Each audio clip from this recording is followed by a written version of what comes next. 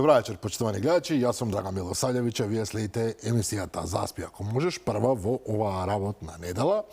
За тие што можеби не знаат, еве веднаш да дадам едно мало објаснување. Имено во понеделник, секој понеделник, почнувајќи од овој вчера, оди нова емисија на Алфа телевизија, се нарекува Под лупа, ја води колешката Паула и посакувам успех во овој нов проект и се надевам дека наистина ќе биде одлично прифатена. Заспи ако можеш продолжува во вторник и во среда во редовните термини во 22:30. Морам да признаам дека со години, буквално со години ја водам оваа емисија современо со Горан Момировски по 4 и по 5 пати неделно, потоа сам 3 пати, навистина е исклучително напорно, така што сега во 2 дена, во вторник и во среда, верувам дека малку порелаксирано ќе биде и ќе добиете уште поголем квалитет, иако квалитетот верувам дека никогаш не недостасувал во оваа емисија. Како и да е, вечера мој ваш гостин е порнешниот началник во ВМРО, слушайте ова, во МВР, господинот Љубомир Ѓурчевски. Добра вечер. Не сте биле началник во ВМРО? Никад не. Во нема такви функции со статутот на партијата. Читав сега еден, еве за да објаснам, читав еден наслов тука, класично од опозицијата ВМРО. Па така некако убаво дојде. Не сте биле во ВМРО, тоа е сигурно. Тоа го лепеа они опозицијата, тоа таа етикета на Министерството за внатрешни работи му ја лепеше во целиот период после 2006 година, се со цел да си го прикриет она нивно слабо работење, потом ќе го коментираме во целиот како и да е. Тоа они секогаш нели опозицијата, јас што викам, има право да зборуваат се што сака. Се што сака и тоа е нивно право, нивно убедување и јас немам што да ги коментирам. Апсолутно. Од последната емисија, значи од средата наваму се случија неверојатен број на настани, поврзани токму со вашиот предмет на интерес. Морам да признам, беше фатена, како да го наречам, ова огромна количина на канабис, на марихуана, до сега се 40 тони. Премиерот вели дека можеби ќе дојде до 100 тони, една фантастична бројка. Меѓутоа, пред да навлеземе во таа приказна, да кажеме дека предходно во Србија, во соседна Србија, беше фатен камион, еден или два, јас мислам еден, со 5 тони марихуана и потоа тоа дојде некако да се поврзе дека најверојатно оваа дрога, лесна дрога, нели сега и адвокатите отворно зборуваат дека оваа дрога не е толку страшна како другите. Добра. Како тоа дошла од Македонија и како поминала, се разбира, на граница и опозицијската СДСМ, која што ја спомнавме, веднаш да започнеме со нив, вели дека тука има нешто матно, за ред, и дека власта би морала да даде одговор како тоа тие 5 тони поминале преку границата. Претпоставам дека е добро, легитимно овај прашање, иако за волја на вистината, нашите власти соработуваат со српските, и тоа е официјално. Сам го имате во соопштение токму во врска со овој случај, кој што пак можно е да е поврзан и со случајот со овие купишта десетици тони на запленет канабис кај нас. Така, видете, факт е она што, ајде прво да равчистиме со тоа што се поставува прашањето колку канабисот и колку цветот од канабисот е во делот на тешките дроги, хероинот, кокаинот и сите оние хемиски ЛСД и така натака, фентаноли, крекови, така, значи и колку оваа лесна дрога, која што е лесна дрога, лесен опијат, и во кој дел и колкава штета може да предизвикат она што викаме нели психотропни материи кои што му наштетуваат на нормалното расудување на човекот. Но потом тоа треба да се докажуваат со судско-медицински вештачења и судско-медицинските вештачења се во надлежност на медицината, но факт е дека во Република Македонија канабисот, односно цветот од канабисот е со најголем фактор, значи на опијати кој што има огромен квалитет и е баран на светските пазари за медицински цели. Јас уште во 2017 година за Радио Слободна Европа, кажам, со новинарката Марија разговаравме околу легализацијата на производството на марихуана во Република Македонија и јас тогаш кажав се што е за медицински цели треба да се подржи, затоа што тоа е хумана работа, значи здравството. Така, ако објективно леснува во здравствени цели, зашто да не, но дека треба да има силен надзор. Факт е дека со законот кој што се донесе за производство, но не и за промет, има недоречености, и ако некој се обидува да кажат какви се што се, и факт дека во примената на одредени законски одредби од делот на обезбедувањето, од делот, она што викаме, прво почнуваме од засадување, од евиденција на засадување на семката, па се до незино израстување, сечење, сушење и така натака, цело време тоа треба да биде проследено со соодветна документација, зборуваме кога зборуваме за медицински потреби. Обезбедувањето треба да го вршат исклучиво лица со лиценци, значи кои што се под полициски надзор. Значи не под редовна полициска контрола. Тоа не значи дека полицијата тамо ќе биде присутна 24 сати, но добро, но разбираме што е контрола, апсолутно. Да, перманентно она е присутна, доваѓаат, вршат контрола и така натака и така натака. Зошто го кажувам? Заради енормните слабости во делот на контролата. Јас понатака можеби во делот од емисијава ќе се повикам на сите оние кражби со врзување на чуварите во Валандовско и така натака за марихуана која што ни според оперативните податоци заврши во Република Косово, но никој не презема никакви оперативни действија, односно предистражни и истражни действија за да докажи што се случуваше со тие силни кражби на овај канабис кој што беше складиран, затоа што нели тогаш медиумите силно зборуваа за фактот дека не се донесе во 2019 година, не се донесе законот за извоз на цветот од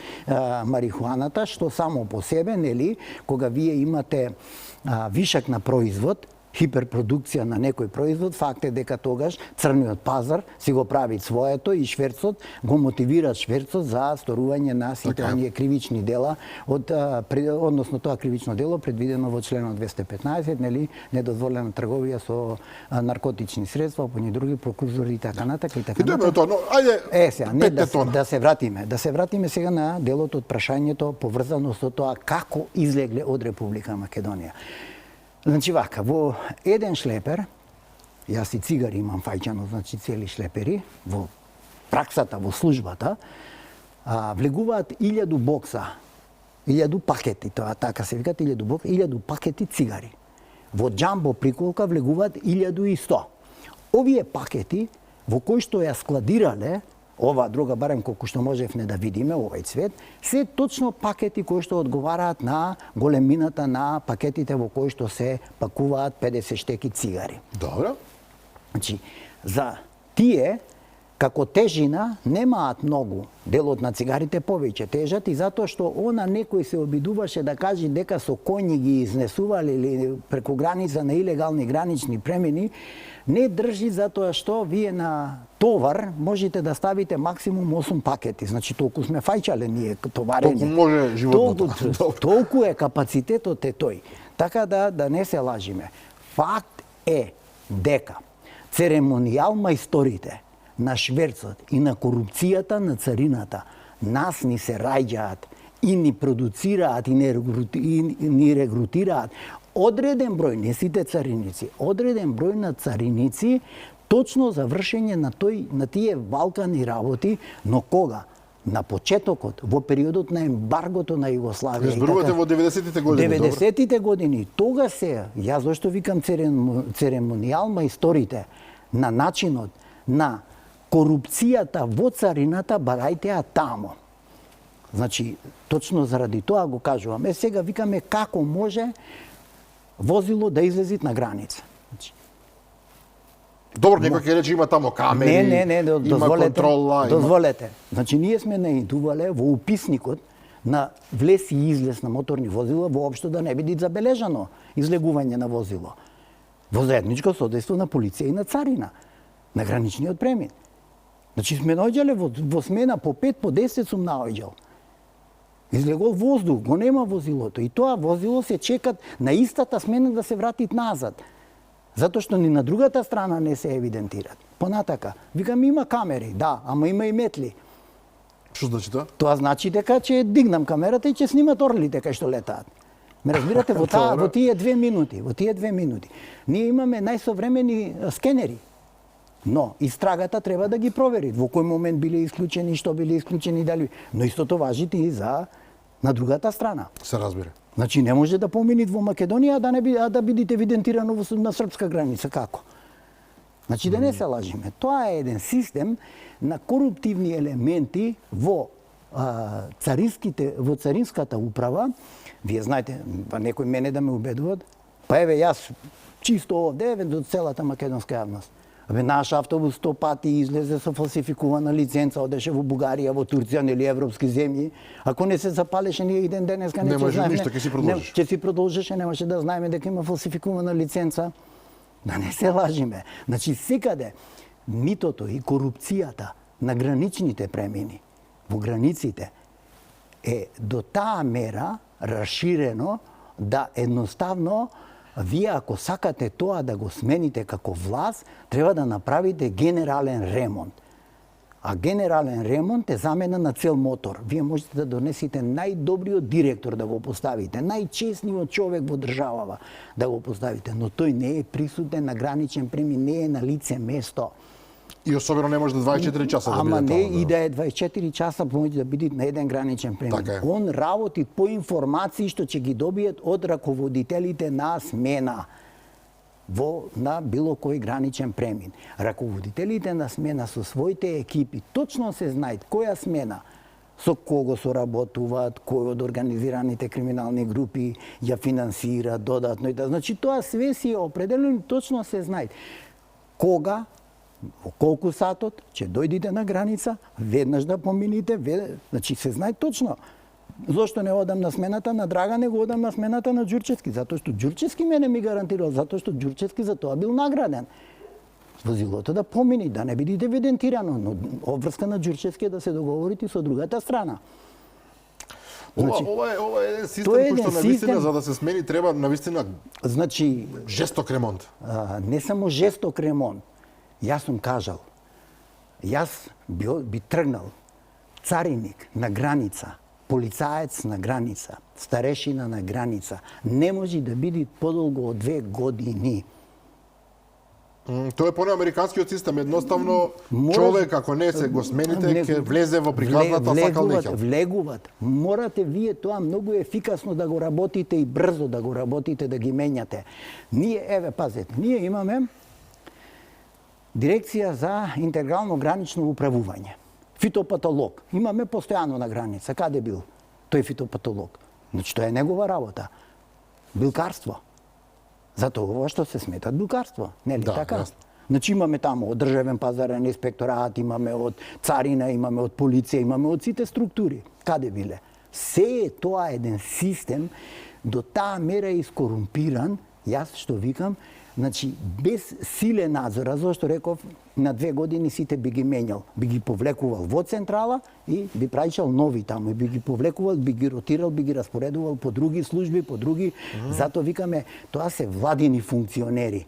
Значи, зато кога ќе се носи законот за надлежности на владата, царинската управа, јас малку поинаку и делот на Министерството за внатрешни работи.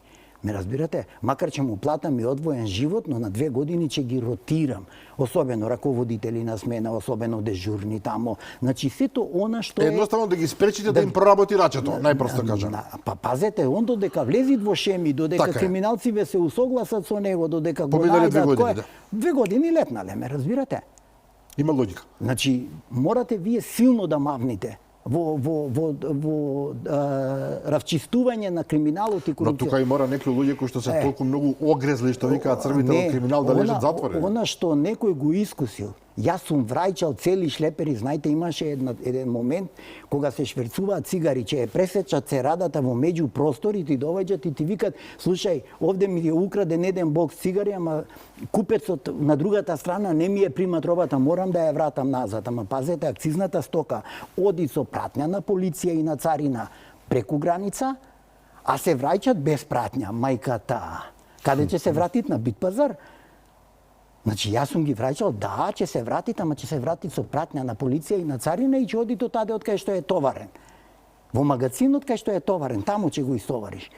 И сето тоа ќе биде евидентирано и заведено. Значи да не се лажиме.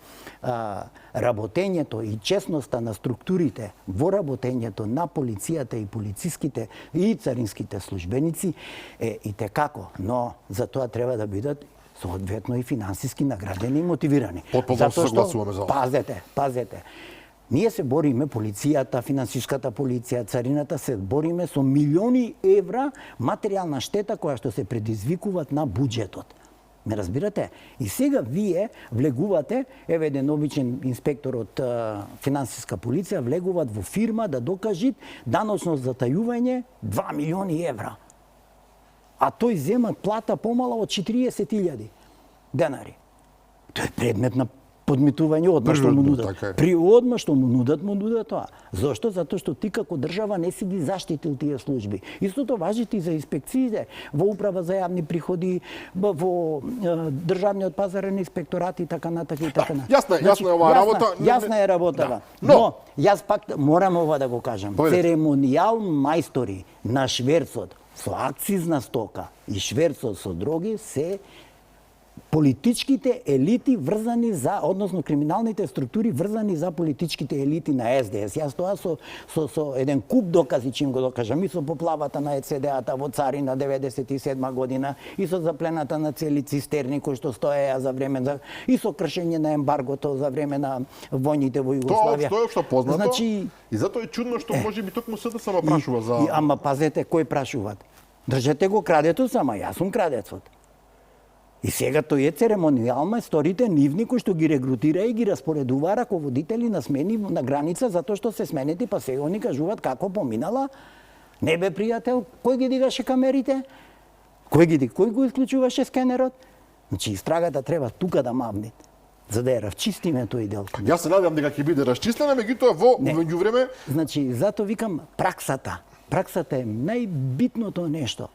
Затоа сте тука, бидејќи сте практичар, да, а не теоретичар. Значи, да не се лажиме ние. Јас сум водел војна со луѓе од царинска управа затоа што им запленивме 4 шлепери банани, затоа што сакаа да ги шверцуваат во времето 99 година кога се полнеше Косово со роба после бомбардирањето и после се. Вие не знаете што беше на Стенковец.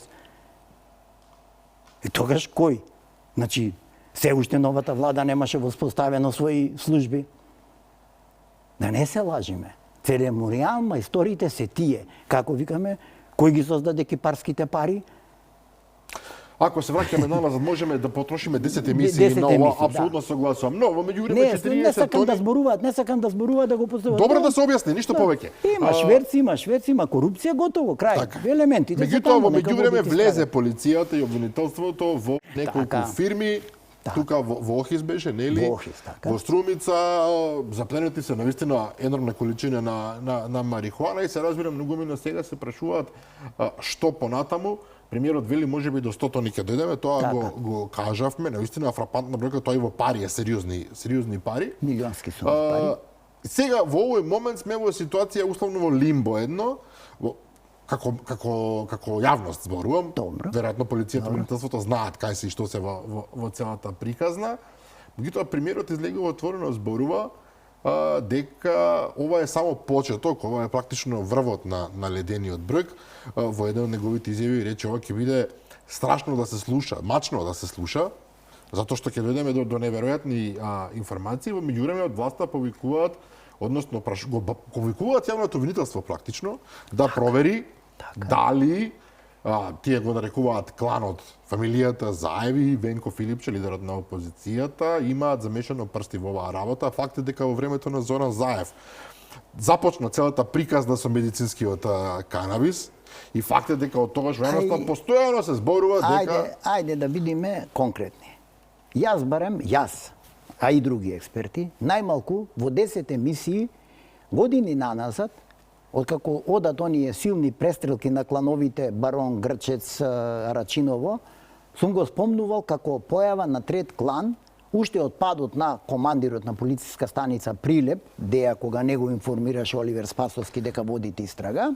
Што беше неверојатен скандал. Јас уште од тога зборам дека во Република Македонија се создаде еден нов клан, релација Битола, почнувајќи од Ресен, Битола, Струмица. со сите незини пропратни играчи на таму, Валандово, Богдан Сигевгели и така натака, со целиот тој регион. Овај клан, затоа што некој ако ви спомни дека Шевалј се занимава со марихуана, ќе ви се смееме. Значи Шевалј го интересираат кокаинот и хероинот, да не се лажиме. Таа екипа со друго се занимава, така сосема да. друго, не ги интересираат ними марихуаната, ними ги интересираат сосема некои други работи. И сега, вие кога ја гледате дека ви се појавува нов клан кој што си создаде услови за да се појави, за да се создаде. Зошто услови? Издаде преку 70 лиценци, од кои што 45 се активни. Значи активни производители. Зборуваме хиперпродукција. Јас за еден друг медиум реков дека целокупната поранешно југословенска фармацевтска индустрија има 10 години од ова количина на марихуана, има 10 години да цеди улје. Добро. како залиха. Зошто затоа на стартот реков, нели го мотивираат самата хиперпродукција на некој производ го мотивираат црниот пазар. Много јасно како дел од самиот почеток. Зошто се правевме слепи на сето? Сега, не, дозволете, се правевме слепи затоа што немавме никаква контрола, ниту па некој смееше да контролира. Тоа е многу важно. Сега, кога викам никој не ни смееше да контролира, да бе луѓе, јас пак ќе се вратам. Имавме кражба од магазини, овластени со обезбедување, со камери, со све, како викат, дојдоа го врза возачот, го товарија камионот и си отидо. Ај мајката. Го товарија магарето, така. Го товарија и сега ние треба на таа приказна да веруваме. Значи тоа е официјално во СВР Струмица така запишано. Во пријавата поднесена дека магазинот има сторено тешка кражба. Луѓе, нормални ли сме ние или не сме нормални? Значи пазете, тој има систем како да го извести, значи законот предвидел како тој наитно да викне полиција. Затоа што начинот на обезбедување, начинот на структурата на магазинот со видеонадзори со се е многу поинаку за разлика од едно редовно обезбедување на било кој друг производствен капацитет. Значи, години наназад никој не дозволуваше да се влезит и да се исконтролират оваа работа. И сега кога ова се изостри, јас ќе ве потсетам. Имаше една акција Пепел, по која што јас отидов во Куманово, нели како началник на СВР Куманово, каде што претходно одредена количина на цигари падна во Благоевград со се камиони, со се све. Тоа беше иницијалната каписла да се отвори овде целосна истрага и се направи една прекрасна истрага. Се приведоа од 28 осумничени 27. Значи се направи феноменална работа. Но о том потом, тоа е сосема нешто друго. Сега зборуваме за овој дел. Значи никој не смееше да припари, да контролират. Ви паѓаат командири на полициска станица и тоа не полициска станица Теарце или Брод Македонски. Туку во голем град. Во голем град Прилеп. Ви паѓаат со шведска дрога, го фаќаат меѓународен партнер.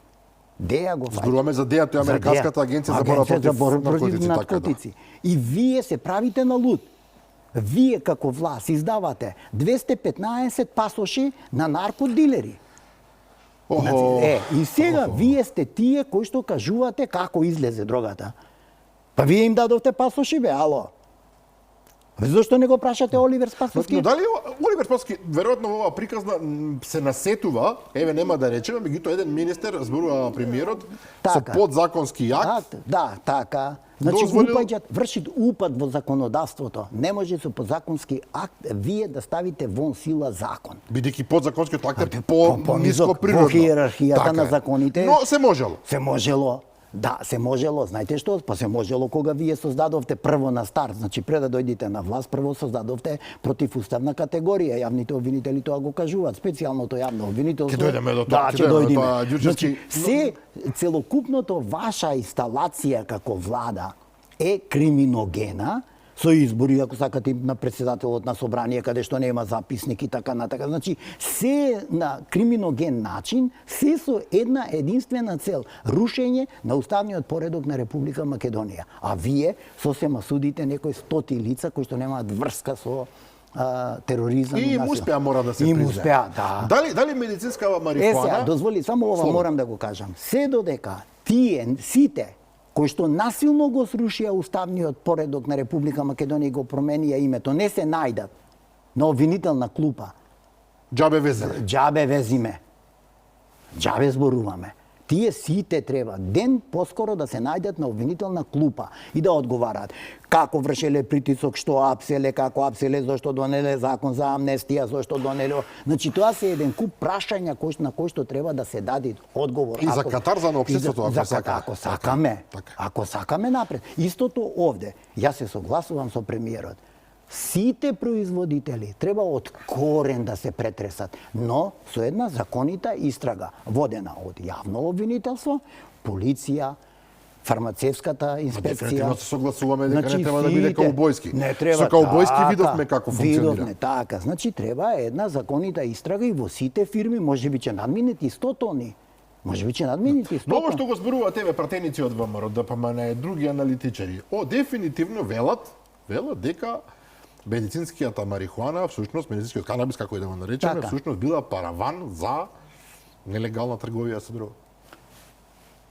Па тоа е се од тие основани сомненија на кои што треба да дадете одговори страгата. Бидејќи совршено звучи. Вие правите лек формално, Така. а во пракса продавате дрога. Ама затоа го создавате тој вишок на производ. Затоа го создавате Именно тој самиот рековте, ако 10 години веќе однапред може да Однапред, работат да. цела бивша Југославија, па вие не треба ништо да правите Ама сега. сега дозволете, ајде да го погледниме пазарот, црниот пазар на уживатели на лесни дроги во Западна Европа, каде што цената е 1 пута 5. Ако на легалниве пазари е, да кажеме, 1 евро, таму е 5 евра. Рај за шверц. Така. Рај за шверц. И ние стануваме практично Колумбија, Боже мили, На Балканите, во Европа. Колумбија Не во е баш Европа. за пофала, морам да Ма признам. не е за Има пофала. некој што кажа тоа е супер, ама не е супер. Ама не, некој тоа го сакаше. Овде, како викам јас често пати, не само јас и многу други аналитичари, како викаме, мафијата си направи држава во Македонија, си има своја држава. И сега вие доваѓате на власт оваа структура и сакате во рок од 24 сати да има и чаробно стапче, па не може Добро да би било убаво, меѓутоа тоа е што би било убаво и што е реално и пракса е друго. реалното и праксата викат вака. Колку години си создавал криминал, толку години ти треба да равчисти со таа состојба. Значи нема поинаку. Не може поинаку. Вие знаете како викат, абе една болесна операција, да, ама операција се отстранува тоа ткиво, ама никој не ти вика дека после тоа е сега си окей Така е, и ти гара. така е. Него ти викат сега треба да внимаваш, да правиш тоа.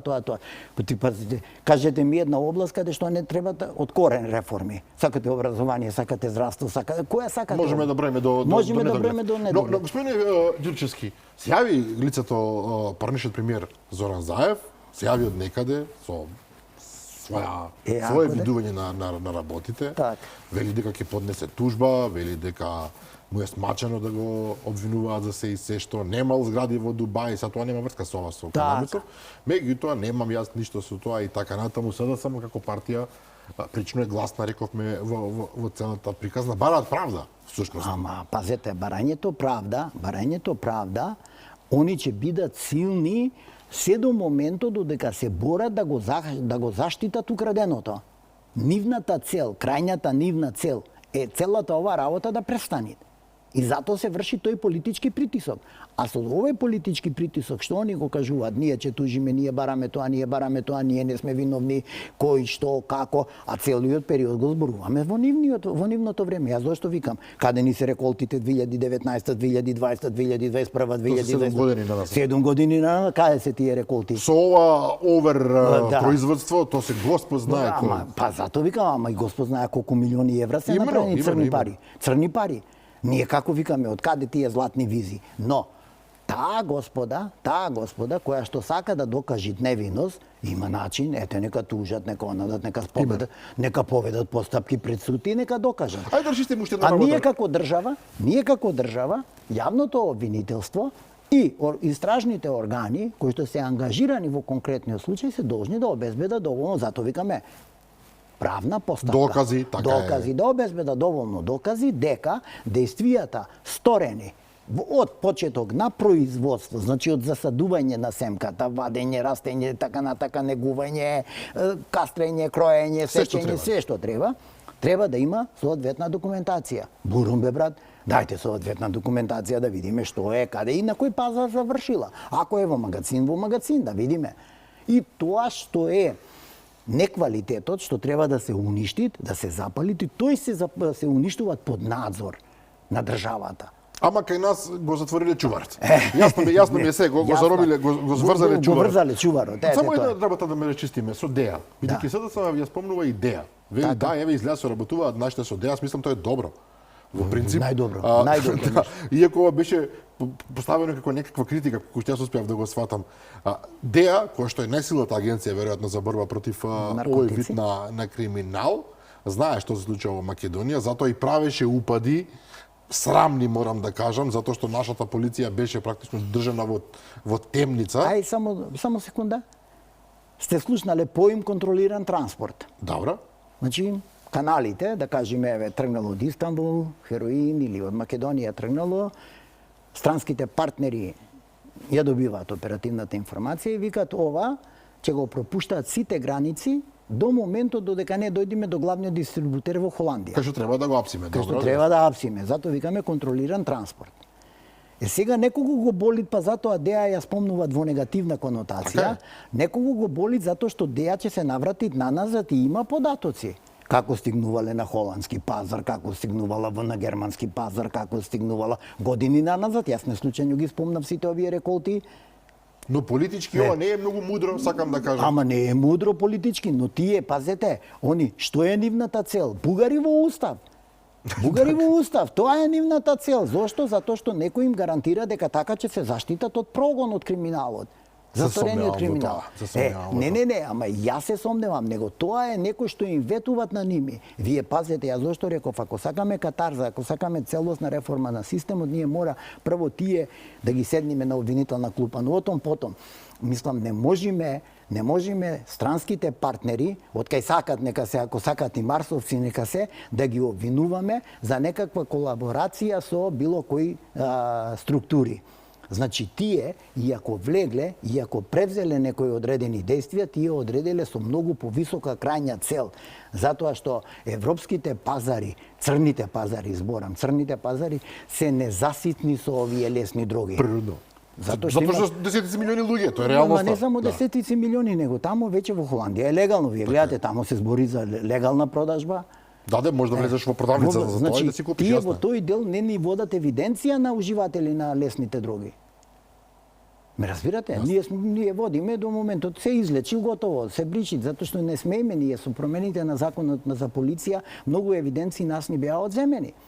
Но потом. Но тоа е нешто друго. Ајде свртиме на една друга тема, една исто така во овие денови идена која ја фрапираше јавноста исто така, имено едно гостување на една поранешна јавна обвинителка во САЕО, кратко време, господата Лила Кадрију, беше кај колегата Богдан Илиевски алијас Бетмен, и од тогаш па натаму оваа тема е навистина и тоа како удар на расправата на политичките партии во константа, се анализира, се прави, се пусти.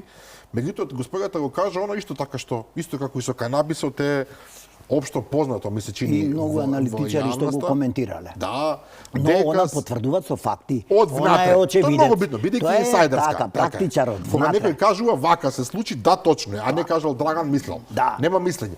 Или основано се сомневаме. Неверојатни информации, морам да признам како истиов господин Зоран Заев заедно со сега многу моќната во НАТО, господината Радмила Шекеринска, оделе во СЈО, клекнати како што вели таа, се договарале со обвинителките Ленче и Фатиме, немало потреба од никакви записници од материјалите што ги носеле. Ако ја слушаме господата Кадрију, произлегува, таа дури отворено го кажува, дека СЈО функционирало како испостава на СДСМ партијата и буквално служела за политички прогон. Ова е кажано не 10, не 100, 1000 пати е кажано, меѓутоа повторно кога ќе каже дека некој од внатре отворено ви кажува, луѓе, вака беше со целиот интегритет, навистина е страшно. Ние сите кога сме коментирале, сме викале СЈО е противуставна категорија, постојат основани сомненија за незаконито работење, за незаконито изнудување на докази, за судење без докази, за политички прогон, но сето тоа сме одело во форма на основани сомненија. Овде веќе имаме конкретно човекот внатре, која што ти викат, од мене бараа да преземам тоа и тоа, со што јас не се сложив и бев прогласена дека не сум добар играч. Така е, и била избркана. И била избркана од таде. Тоа е тој дел од работата. И она со име и презиме точно ви кажува. Дојде тој, дојде советникот на Оливер, дојде овај се интересираше за тој предмет, Зошто? Затоа што она е директен извршител тамо, практичар, како јас што кажувам. Јас сум бил директно, значи директно. Но знаете што е интересно? Таа отворено зборува дека господјата Катица Јанева, која што настрада Така. и заглави во затвор, практично тамо била само исто како еден вид параван. Слика за во јавност, никој ништо не ја прашува. Ама секаде е така. Господинот Гаврил Бубевски го спомнува како алфа и омега тамо и други некои обвинители. Сите тие, па еве јас ќе ви кажам, јас сум жртва во предметот Тарген Тврдина и јас бев викан на суд да поднесам оштетно побарување. Поднесов јас оштетно побарување во писмена форма, во која што викам, согласно член 8 од договорот со Телеком, Телеком е должен да ми испорачуваат безбедна, квалитетна и точна услуга за мобилната телефонија. Што тоа значи? Тоа значи дека Телеком бил должен, кога мене ме ставиле да ме прислушуваат, во 2011, 2012 и така натака, требало да реагират и да им кажи чекајте бе, дајте наредба за да го прислушувате. Тоа е безбедна и квалитетна услуга. И јас му викам на господинот Трајче Пеливанов, кој што го застапуваше предметот, господине, јас ќе тужам, ама ќе тужам против Телеком, јас ќе барам оштета од Телеком, затоа што мене согласно овај договор Телеком не ме заштитил. Мене Телеком не ме заштитил. Он се направи на будала, како не, ја ќе проширувам истрага заради тебе. Такви јавни обвинители имавме тамо. Не бе, пријател, ти си должен согласно закон, јас ти доставувам договор, еве ти, доказ, еве ти. Да, но самите кажувале, според ова тврдење, дека СЈО не ферма никого, дека е држава во држава, дека е власт за себе. Тоа е таа противуставност. Тоа е насилно рушење на уставниот поредок. Уставот познават јавно обвинителство, не познават специјално јавно обвинителство. Го наметнаа, да не се лежам. Не е спорно, го наметнале. Ете, затоа Катица Јанева била пијун, исто како што некој го донесоа на власт. Жената од $1.000.000, добро. За да заврши валкана работа.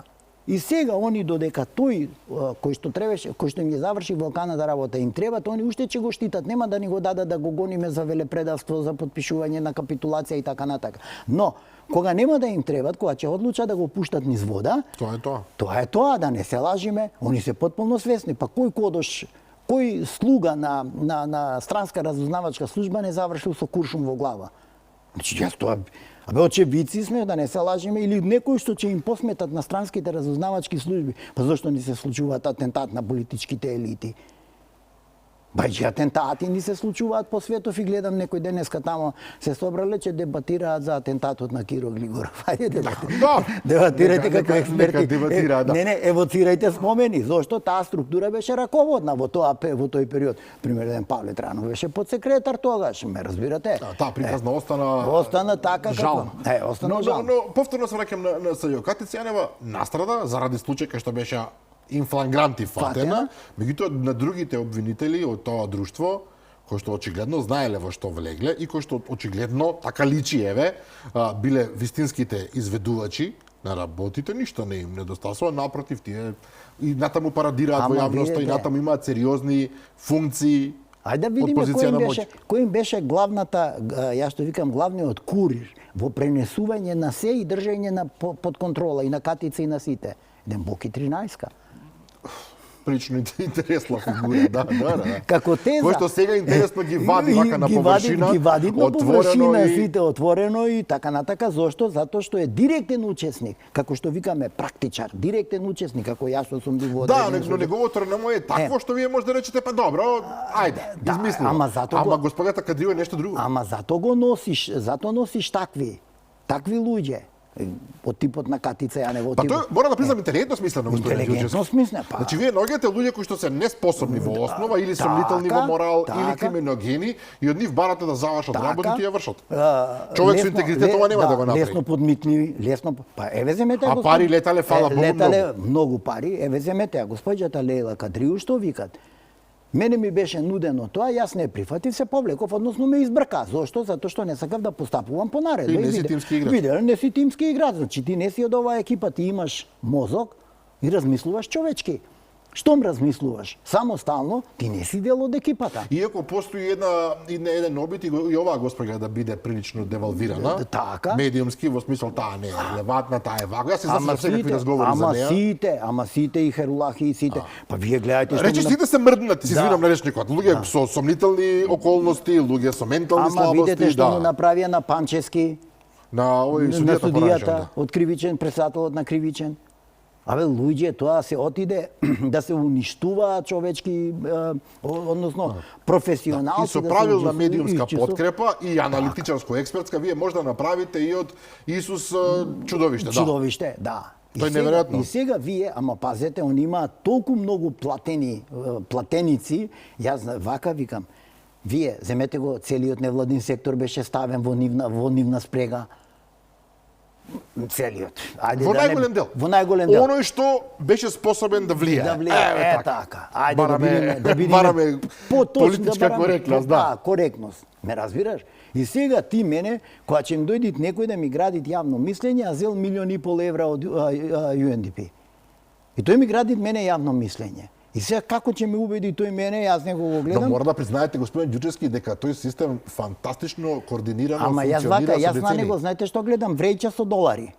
Крај. Така. Не ме интересираат Она оцртаните филмови, да, така оцртаните филмови. Но тој цел систем фантастично функционира. Успешно. Точно, ама онадит каде што има, Драган, зошто тој систем не се обидува да искорумпират или да омаловажи некои честни луѓе?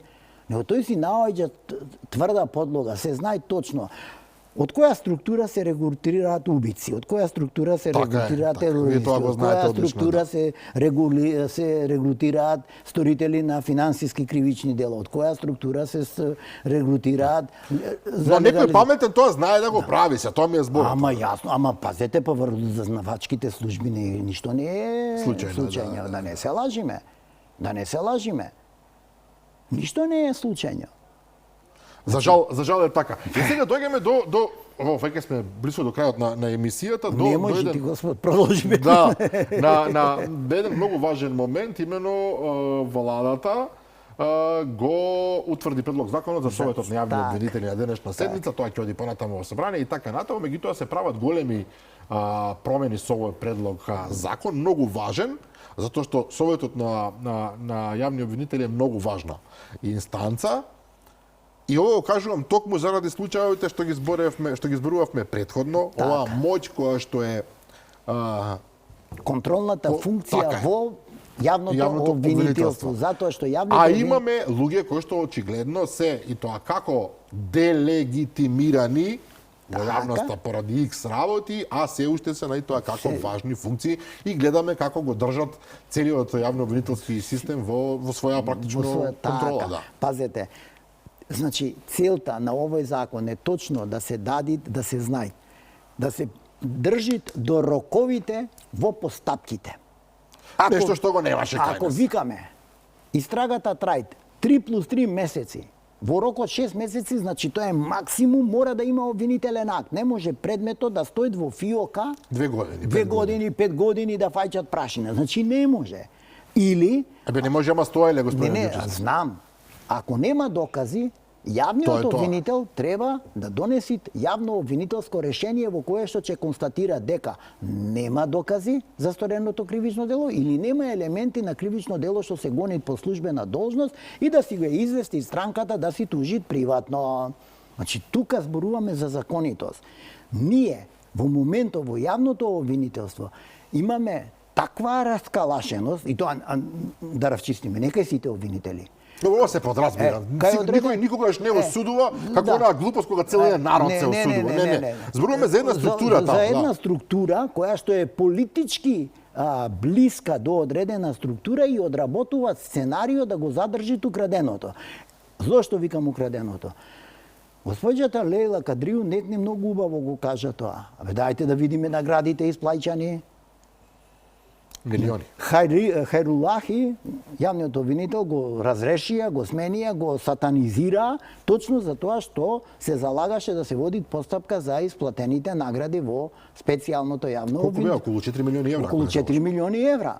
Ме разбирате, тоа се буџетски така паднале од Господа, Господ не ги фрлил. Значи во тоа е проблемот. Проблемот е што специјално Советот на јавни обвинители како држава, како орган во кој што државниот јавен обвинител учествува во работата на Советот, е тој кој што треба да изврши надзор и контрола на вкупното работење и постапување. Да, обвинителот има право да донеси решение, но ако стигне преставка Советот на јавни обвинители е тој кој што ќе го разгледат предметот и ќе му укажат на јавниот обвинител дека во тој дел погрешно постапил и така натака и затоа нас ни фали таа контролна функција и во судскиот совет и во Советот на јавни обвинители. Не може ние да викаме дека само да чекаме по основна преставка. Не, треба и по собствена иницијатива они да извршат одредена контрола.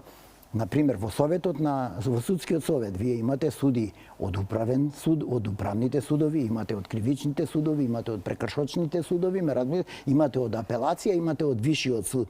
Значи сите тие кои што практично се судруваат со тие проблеми во постапката. Истата ситуација. Овде имате од основните јавни обвинителства, имате од вишите јавни обвинителства и го имате државниот јавен обвинител во Советот на јавни обвинители. Они ја знаат тежината на предметите и не може сега ние цела јавност сите зборуваме за ова кривично дело сега што ни се случува во делов на производството и прометот со наркотици, дали е недозволена трговија или не, истрагата ќе покажи, и сега они да молчат. Не, они треба јас што викам на минута да следат, секој чекор да го следат. Не треба, они во јавност ќе се излезат, ќе се даде соопштение. Добро, но обично соопштението и истрагата е во тек. Да, и толку е доволно за јавноста, но таа истрага мора да има крај.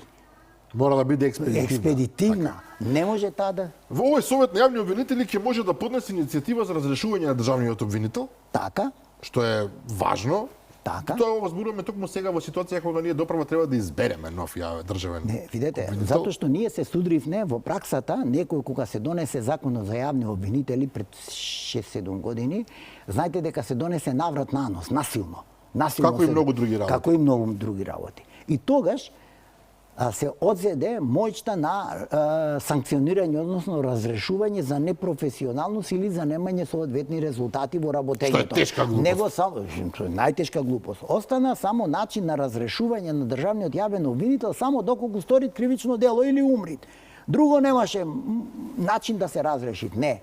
Собранието пред кое е што државниот јавен обвинител, како ќе биде избран, треба еднаш годишно да излезе со годишен извештај. И ако тој добие негативна оценка на годишниот извештај, тој треба да си поднесе оставка, односно собранието да си го разреши. Но гледавме како одеше тоа со господин Поцевски. И зато сега се прават овие измени. Овие измени пројдоа во Венецијанската комисија, ако не се лошо, што е добро, затоа што тој меѓународен фактор е важен во оваа држава. Океј, пројде. Меѓутоа, колку што следам, освен се разбира критиките од опозицијата, поминува позитивно и во јавноста кај нас. Секаде поминуваат позитивно, сем кај оне кој што пак јас ќе се вратам. Се плаши дека ќе... Але се плашите од прогон, луѓе, да не се лажиме. Они се плашат да не им го конфискуваат некој украденото. Тоа се милиони евра црни пари. Луѓе, да не се лажиме, не се добива тек така златна виза во Дубај. Но, морам тука една само работа кажам од вашето полициско искуство. Луѓето многу повеќе се плашат од тоа да ги изгубат стекнатите пари, отколку на пример од самиот затвор. Точно. Па ќе одлежи неколку години. Точно, ама после тоа парите му се легални. Пак парите стојат. Парите стојат. Меѓутоа ако ги земете парите, да, тоа е тука. Јас зошто викам? Во мојот магистерски труд што пишувам јас? За економските кривични дела јас не би изрекувал притвор, него би изрекувал заштитна мерка, забрана за оптоварување, забрана за отуѓување и за странката да може да работи со имотот, но не сме да го заложува да го во банки и така натака, или да го отуѓи, се со цел. Ако во постапката го докажеме кривичното дело даночно затајување или друго финансиско кривично дело, да имаме што да му конфискуваме.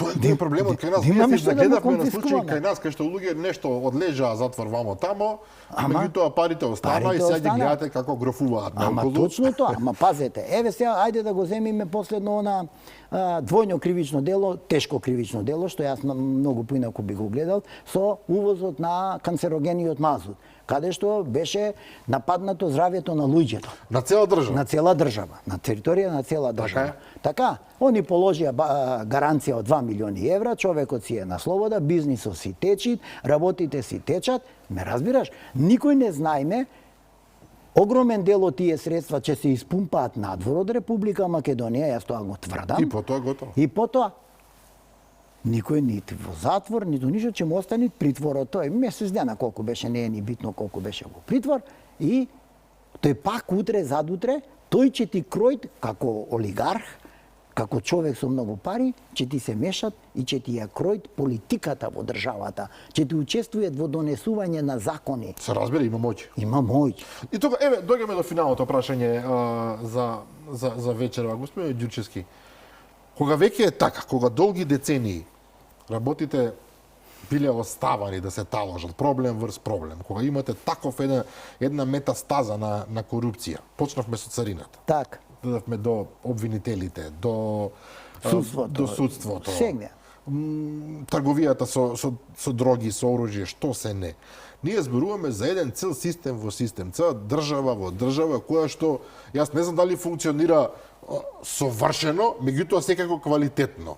Тие луѓе не знам дали сите се поврзани меѓу себе во еден круг, не верувам, меѓутоа секако има заеднички интерес каде што се прекупуваат. Центарот на моќи ми е исти. Центарот на моќи. Центарот на моќи ми е политичките елити. Така, можно ли е објективно во Македонија, сметнете ли, еве не на краток рок, бидејќи на краток рок ништо не се решава, но барем среднорочно дефинитивно да се удри тупаница на овој центар, затоа што тогаш тој по принципот на сврзани садови ќе го урне целиот тој систем или нема да се случи. Точно тоа, точно заради тоа. Оваа власт сега во наредниве 2 години треба да создаде услови во кои што барем некаде 70% ќе равчисти со тие криминогени структури и со тие политички елити кои што штитат организирани криминални групи. Ова е многу прецизно кажано. Значи, за да во наредниот мандат, доколку го добијат од граѓаните, во наредниот мандат тие воспостават систем на нормална држава.